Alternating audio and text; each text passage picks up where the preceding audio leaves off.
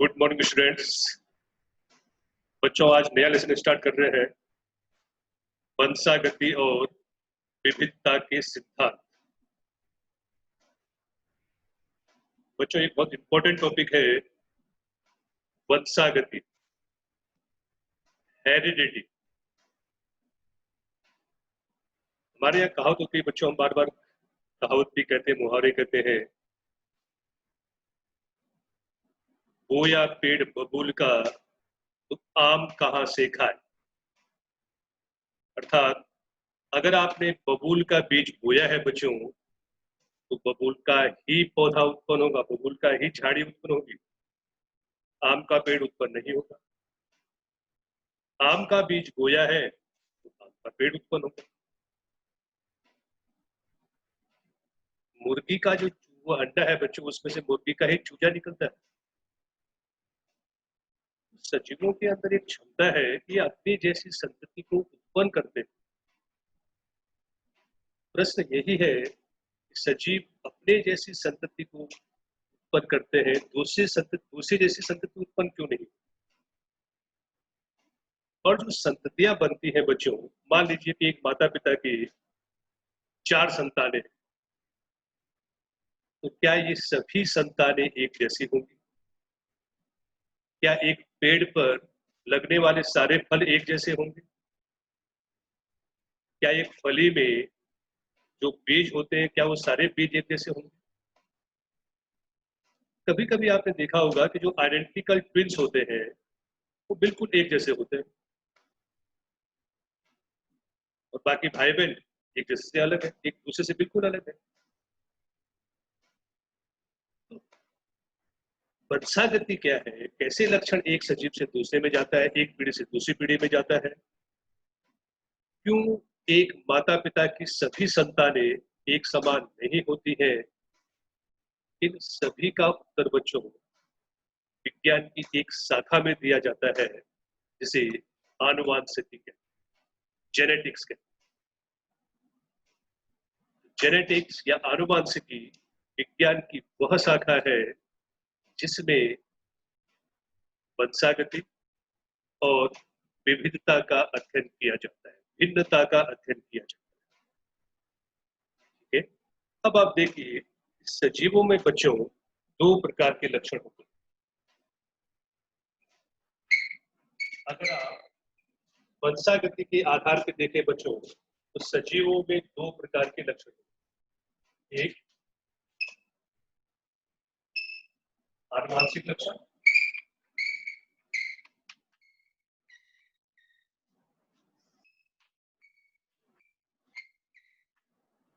और दूसरा उपार्जित लक्षण।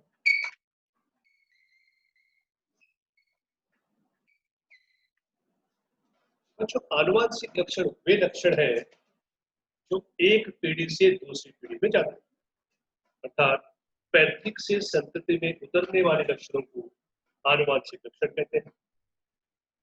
उपार्जित लक्षण जन्म के बाद जो लक्षण सजीव ने अपने आप अर्जित किए, उन लक्षणों को बच्चों उपार्जित लक्षण। उपार्जित लक्षण कभी भी बच्चों एक पीढ़ी से दूसरी पीढ़ी में नहीं जाएंगे। प्रकृति की एक बड़ी विडंबना है बच्चों कि हमने जो लक्षण अर्जित किया है, मैंने जितना पढ़ा है, मुझे जितनी बायोलॉजी आती है, मेरे बेटे को उतनी बायोलॉजी नहीं आएगी। उसने पढ़े, अगर पढ़ेगा नहीं तो मेरा ये जो उपार्जित लक्षण है बच्चों, ये मेरे तक ही सीमित रहेगा। कोई बड़ा साइंटिस्ट है, उसका बच्चा साइंटिस्ट होगा ऐसा नहीं, उसके उपार्जित लक्षण उस तक ही सीमित रहेगा। सोचिए, अगर उपार्जित लक्षण भी आनुवांशिक होते तो अब तक सुपर ह्यूमन बन चुके होते। हर पीढ़ी उतने ज्ञान को जरूर धारण करती है जो उनके पैतृक के पास है। जन्म के समय फिर वो उसमें वृद्धि करते, लेकिन ऐसा होता नहीं। अगर आप मजदूर को देखें बच्चों, जो दिन भर धूप में काम कर रहा है, उसने बनियान पहनी हुई है, उसकी त्वचा का वह भाग जो धूप में है वो काला हो जाएगा, और जो कपड़े से ढका है वो काला नहीं, वो लाइट रहता, हल्का रहता। ये है उपार्जित लक्षण। जो कहा नहीं जाएगा उनकी आनुवांशिकता में नहीं जाएगा। आनुवांशिक लक्षणों का एक पीढ़ी से दूसरी पीढ़ी में उतरना से वंशागति कहते हैं बच्चों।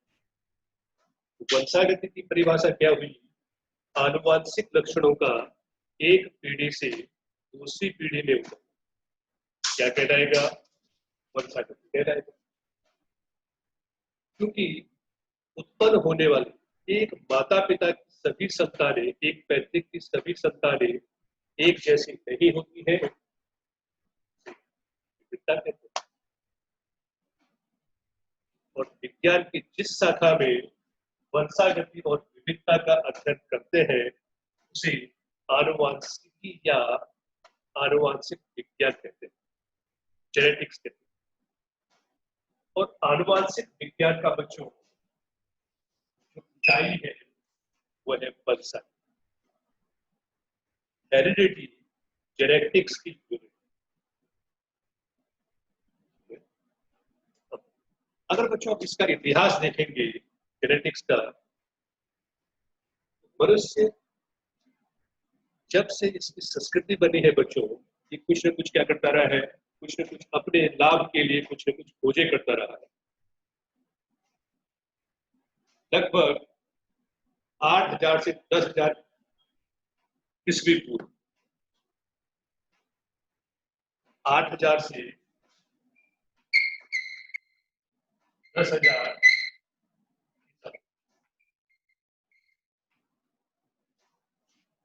मनुष्य को पता चल गया था लैंगिक प्रजनन है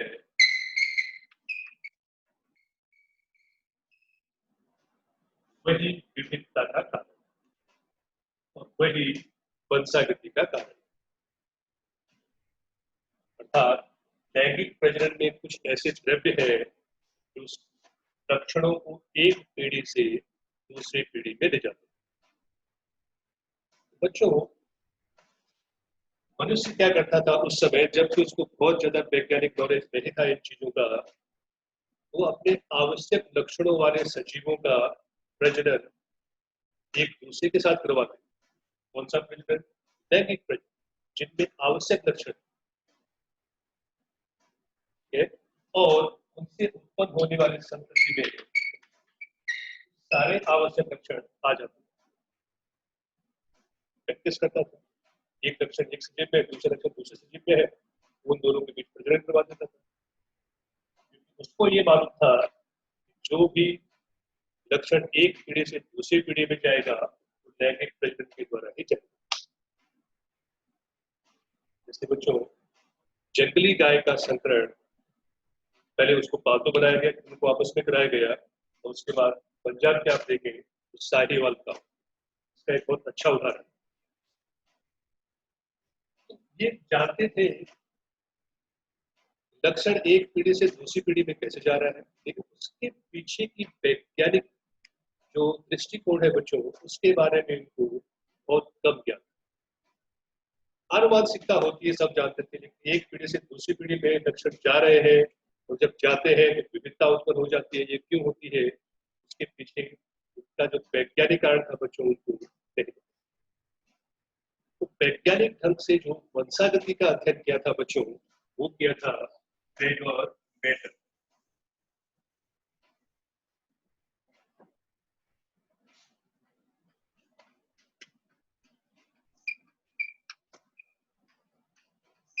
ग्रेगोर जॉन मेंडल बच्चों ने लगातार 7 सालों तक 1856 से लेकर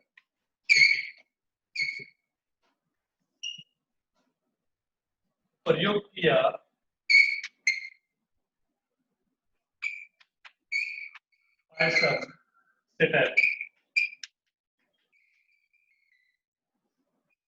मटर के पौधे पे बच्चों ने लगातार 7 सालों तक प्रयोग।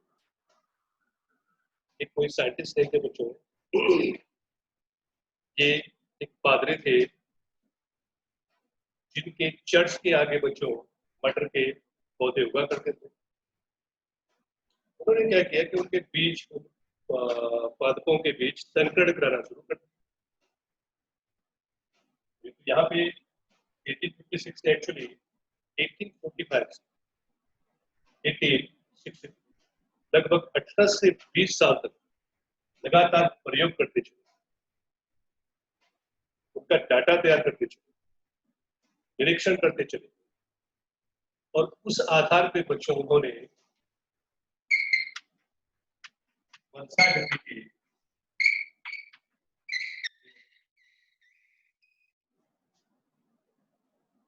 हेरिडिटी के जो जनक माने जाते हैं, वंशागति के जो जनक माने जाते हैं, वो बच्चों मेंडल को माना जाता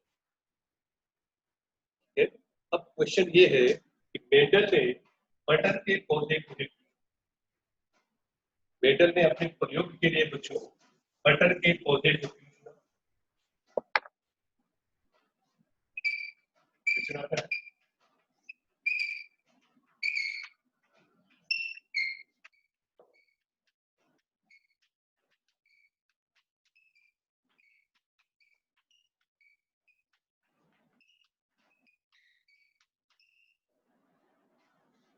कुछ कारण है बच्चों।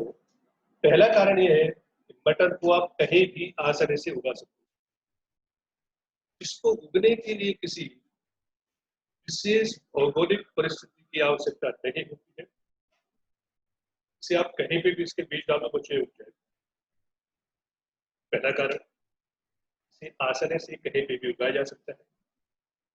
दूसरा बच्चों की इसके जो पुष्प है वो द्विलिंगी होते हैं, अर्थात एक ही पुष्प में केसर भी है और उसी पुष्प में स्त्री केसर भी है। तीसरा, इसका जीवन काल बहुत कम होता है। एक ऋतु में आपको रिजल्ट मिल जाए, 3 से 4 महीने जीवन काल है। तो आप आज प्रैक्टिकल करोगे, आपका जो रिजल्ट होगा वो आपको 3 से 4 महीने में प्राप्त हो जाएगा। जीवन काल कम होने के कारण जो रिजल्ट है बच्चों, 1 साल में आपको रिजल्ट पूरा आपको दिख जाएगा। तीसरा कि पौधे की हाइट बहुत बड़ी नहीं है, आपको प्रयोग करने के लिए कुछ एक्स्ट्रा एड की जरूरत नहीं है, सीढ़ी भी लगाने पड़े, कुछ नहीं है। चौथा बच्चों, सबसे इंपॉर्टेंट टॉपिक है कि मटर में जो लक्षण है, जिन लक्षणों को लेकर मेंडल ने प्रयोग कराया था बच्चों, वो लक्षण एक दूसरे के विपरीत होते। एक पौधा अगर लंबा है तो दूसरा पौधा बौना हो, बीच में कोई नहीं। अगर एक बीज पीले रंग का है तो दूसरा बीज हरे रंग का, बाकी कोई मिक्सिंग नहीं है बच्चों।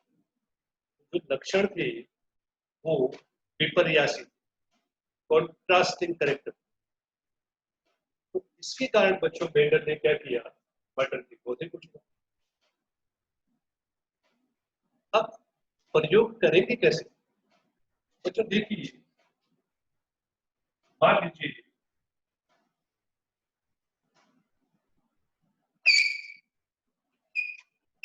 एक मटर का एक पुष्प है,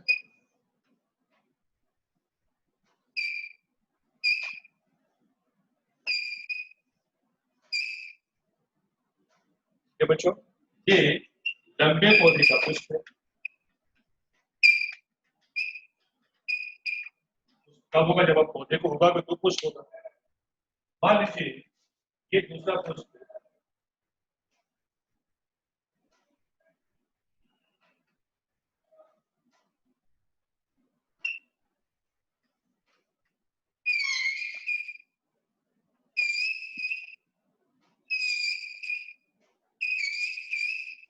मान लीजिए बच्चों दूसरा पुष्प बौने पौधे का है।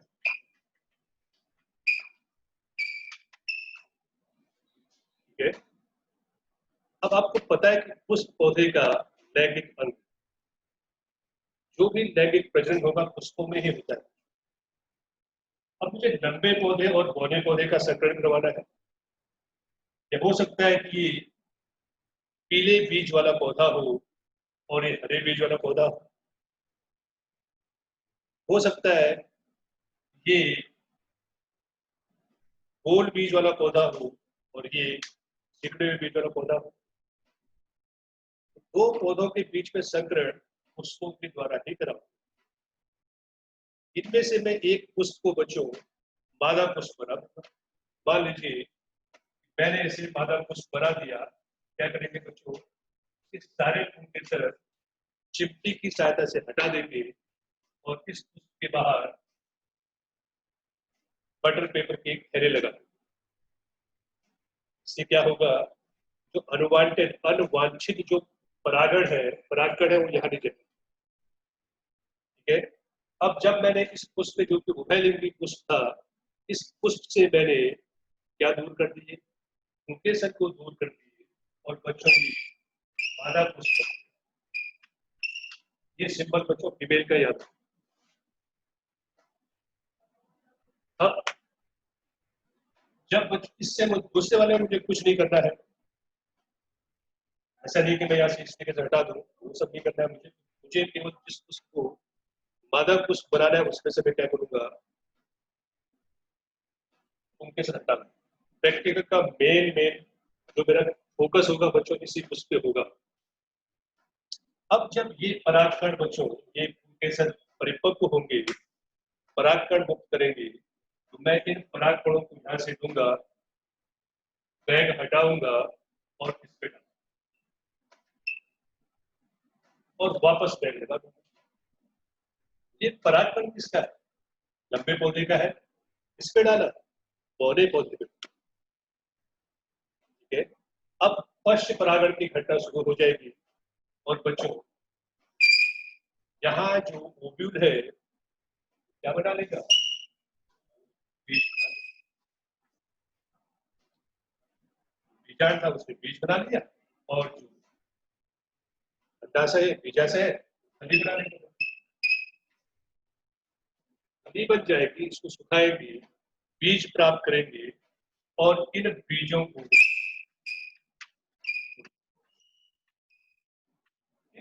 को बोने पर जो पौधा बनेगा उसको देखेंगे, वो पौधा लंबा पौधा है या बौना पौधा है।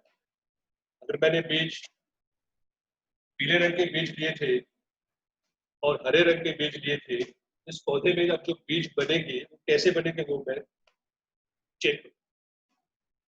बच्चों आपको ये आपको दिमाग में बिठा देना है कि हम प्रैक्टिकल इस तरह से करेंगे या मेंडल ने इस तरह से प्रयोग किया। ठीक है, अब जहां आपने जिन पौधों को लेकर आप प्रयोग करा रहे हो बच्चों, उसे पीढ़ी टर्मिनोलॉजी भी आपको समझते हुए चलना है। पीढ़ी मतलब पी जनरेशन, अर्थात जिन पौधों को लेकर आप प्रयोग शुरू करते हैं। इस बीज को आपने बोया बच्चों, बीज बोने पर पौधा मिला। ठीक, इस पौधे में जो भी लक्षण होंगे, जो पौधा होगा बच्चों, ये पहला पौधा है उसे F1 पीढ़ी कहते हैं, अर्थात फिलालियल 1 पीढ़ी कहते हैं। ध्यान ये रखता है कि जो पौधा है, अब इस पौधे में कोई प्रयोग नहीं करेंगे, अर्थात ये पौधा द्विलिंगी पुष्प उत्पन्न करेगा, इसमें स्वयुग्मन होगा और स्वयुग्मन के बाद वापस बच्चों इसमें बीज बनेंगे, स्वयुग्मन के बाद वापस इसमें भी बीज बनेंगे, बीजों को आप बोएंगे और बोने पर जो पौधा बनेगा, बोने पर जो बच्चों पौधे उत्पन्न होंगे उसे आप F2 फिलालियल 2 ये सेकेंड जनरेशन का, जहां से आप प्रयोग की शुरुआत करोगे बच्चों वो है B1। प्रयोग शुरू करने के बाद जो पहली पीढ़ी आएगी, बीज मिलेंगे, बीज को बोएंगे, तो पहले पौधे बनेंगे बच्चों, उसको कहोगे F1 फिलालियल 1। इस F1 के जो पौधे हैं उनमें बच्चों आप कुछ नहीं करोगे, याद रखें, उनमें आप केवल स्वयुग्मन होने दोगे और जो बीज बनेगा उन बीजों को बोओगे, बीज बोने पर जो पौधा बनेगा बच्चों उसे आप कहोगे F। ठीक है बच्चों,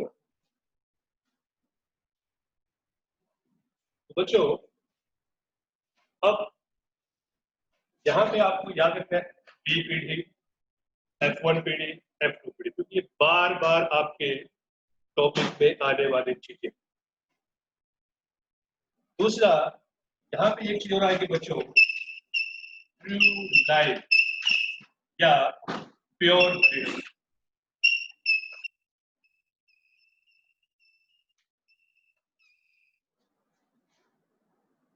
बच्चों, जब आप मान लीजिए ये लंबा पौधा था, इस पौधे के आपने बीज लिए, उनको बोया और पौधा लंबा ही बना। बौना पौधा हर बार बीज लेने पर बच्चों बौना ही उत्पन्न होगा। तो कई पीढ़ियों तक अगर मान लीजिए ये पौधा अपने लक्षणों को नहीं होता है या अपने लक्षणों में किसी प्रकार का मिश्रण उत्पन्न नहीं करता है, तो पीढ़ी दर पीढ़ी बच्चों अगर पौधा किसी लक्षण को बनाए रखता है, उसको किसी दूसरे के साथ मिश्र नहीं होने देता है, तो उस लक्षण के लिए वो पौधे को बोलते हैं बच्चों ट्रू लाइफ अथवा प्योर ब्रीड।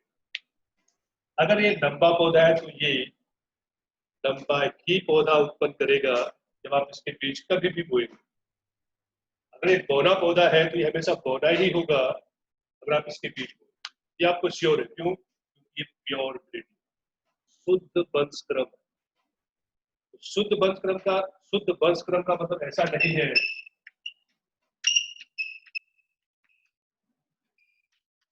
शुद्ध का मतलब ऐसा नहीं कि इस बीज को आप गंगा जी में आपने उसको भिगाया, गंगा जी में शुद्ध करके आप ले आए। बच्चों, गंगा जी में उस बीज ने पाप धो दिया और शुद्ध हो गया। शुद्ध का मतलब बायोलॉजी में, जेनेटिक्स में बच्चों ये होता है, उस लक्षण को वो पीढ़ी दर पीढ़ी बनाए रखेगा। उस लक्षण में किसी प्रकार की भी मिक्सिंग नहीं होनी चाहिए। और आप जब भी उस बीज को बोएंगे, पौधा उत्पन्न होगा, वो लक्षण आपको दिखेगा। ठीक है, फिर टर्मिनोलॉजी है जो आपको लिखती चली जानी है। पी पीढ़ी किसे कहते हैं, F1 किसे कहते हैं, F2 किसे कहते हैं। F1 में आपको याद रखना स्वयुग्मन कराना है बच्चों, इसमें आपको पर परागण नहीं कराना, स्वपरागण होने देना, इसमें कुछ नहीं कराना। अब मेंडल ने बच्चों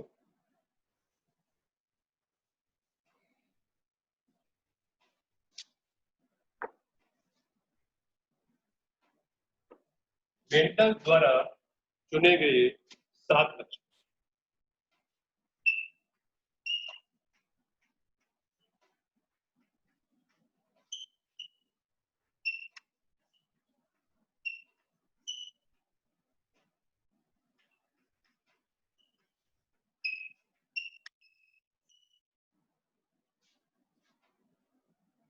यहाँ मैं लक्षण लिखूंगा।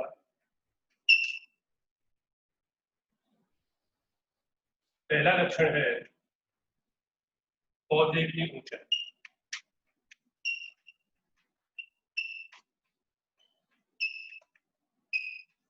इसे लक्षण ट्रेट कहते हैं। पौधे की ऊंचाई बच्चों, पौधे की ऊंचाई के आधार पर मटर में 2 प्रकार के पौधे उत्पन्न होते हैं, लटके पौधे और बोरा।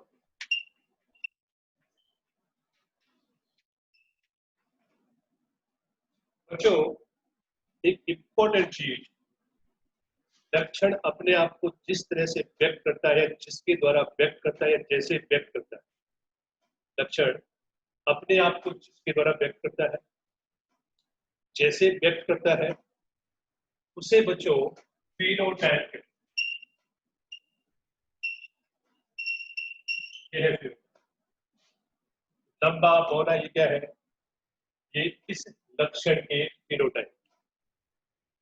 ठीक है, ये कैरेक्टर है और उसके ट्रेट है, उसके phenotype। अब इस phenotype को दर्शाने के लिए आप जिस संज्ञा का यूज करोगे उसे जीनोटाइप।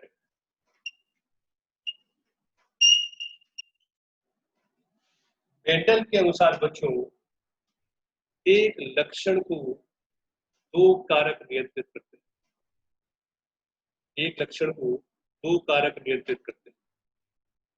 एक लक्षण इसके दो कारक होंगे, एक दूसरा लक्षण इसके भी दो कारक होंगे। तो बच्चों जब इन दोनों को आपस में क्या कराओगे, जब इन दोनों को आपस में संकरण कराओगे इन दोनों का, तो पहली पीढ़ी बनेगी, इन दोनों में से कोई एक फिनोटाइप अपने आप को व्यक्त करेगा और वो उस फिनोटाइप को आप प्रभावी फिनोटाइप, इन दोनों में से कोई एक ही F1 पीढ़ी में, पहली पीढ़ी में उत्पन्न होगा। दोनों में से दोनों उत्पन्न नहीं होंगे। जो उत्पन्न होगा F1 पीढ़ी में बच्चों, उसे प्रभावी फिनोटाइप में, डोमिनेंट फिनोटाइप, प्रभावी प्ररूप। इन दोनों में से बच्चों लंबा पौधा प्रभावी है, क्योंकि F1 पीढ़ी में अगर आप इन दोनों को क्रॉस कराओगे, F1 पीढ़ी में 100% लंबे पौधे बनेंगे। लंबा और बौने में से प्रभावी कौन होगा? लंबा।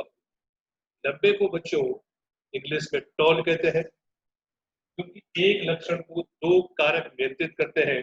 बच्चों हम यहाँ पे कैपिटल टी कैपिटल टी क्या है? जीनोटाइप है। लंबा पौधा क्या है? फिनोटाइप। क्योंकि ये प्रभावी है तो इसको आपको कैपिटल के द्वारा दर्शाना है। और इनमें से लंबे और बौने में से ये अप्रभावी है बच्चों, ये अपने आप को F1 में व्यक्त नहीं करेगा, F2 में तो व्यक्त करेगा, लेकिन F1 में व्यक्त नहीं कर पा रहा है, इसे अप्रभावी लक्षण है। और अप्रभावी का आप जीनोटाइप क्या बनाओगे? इसका स्मॉल लेटर यूज करना। अगर कैपिटल टी है बच्चों, यहाँ पे हमें स्मॉल टी, ठीक है। लक्षण क्या था? पौधे की ऊंचाई, पौधा लंबा हो सकता है या बौना, दो ही प्रकार के हैं बच्चों। लक्षण विपर्यासी, एक लक्षण के दो प्ररूप है और दोनों एक दूसरे के बिल्कुल अपोजिट। जीनोटाइप क्या है? कैपिटल टी और स्मॉल टी। जो प्रभावी होगा उसको कैपिटल से दर्शाना है, और जो अप्रभावी होगा उस लक्षण के लिए उसको स्मॉल लेटर से दर्शाना, उसी के। दूसरा लक्षण है बच्चों बीज का आकार, दो प्रकार से दर्शाएगा। गोल,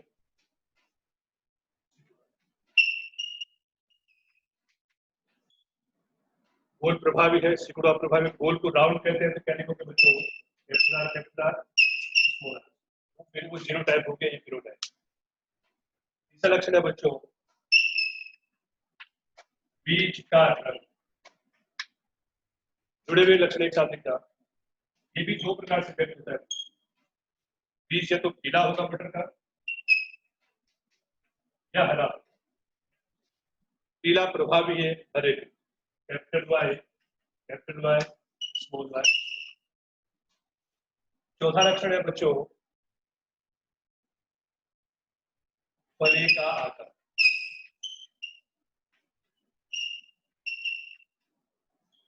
दो प्रकार से भी अपने आप को दर्शाएगा। तो बच्चों फली फूली हुई होगी या सपाट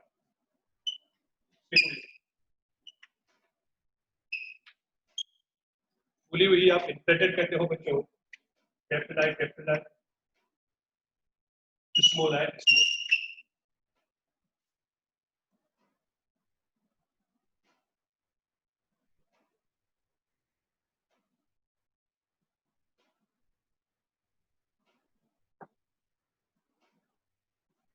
पांचवा बच्चों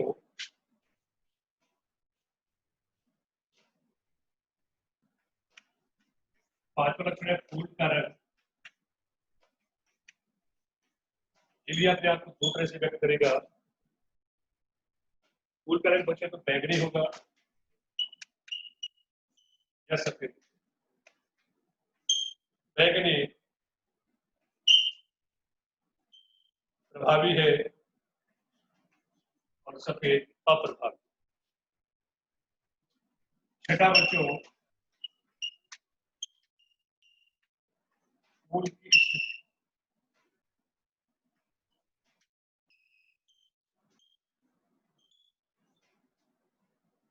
की स्थिति बच्चों ये तो अक्षीय होती है या टर्मिनल, टर्मिनल एक्सियल और टर्मिनल। तो बच्चों कैपिटल ए स्मॉल ए। यहाँ पे बच्चों 7वां है फली का रंग। फली का रंग और फली का आकार एक साथ दिखना। फली, अधिकतर फली आप देखें हरी होती है, बहुत कम ऐसी होती है जो पीली है। जो लक्षण आपको दिखाई देते हैं ना वो प्रभावी, जो ज्यादा दिखाई देते हैं। फली हरी होती है, प्रभावी लक्षण है, और बहुत कम ऐसे होते हैं जो पीले होते हैं। तो जो 7 लक्षण है, 7 ने टोटल 14 होते सब पेयर में, जिनको लेकर बेंडर ने अपनी प्रयोग किया। आपको ये 7 इसी तरह से आपको लर्न करने हैं फिनोटाइप जीनोटाइप के साथ। और 7वां वाला जो करेक्टर है इसके साथ फली का आकार फली का रंग एक साथ हो जाएगा। पौधे की ऊंचाई अलग चलेगी, बाकी सब के सब जोड़े में। बीज का आकार बीज का रंग, फली का आकार फली का रंग, फूल का रंग फूल का। बच्चों आपको ये करके रखना है, ठीक है। बाकी पढ़ेंगे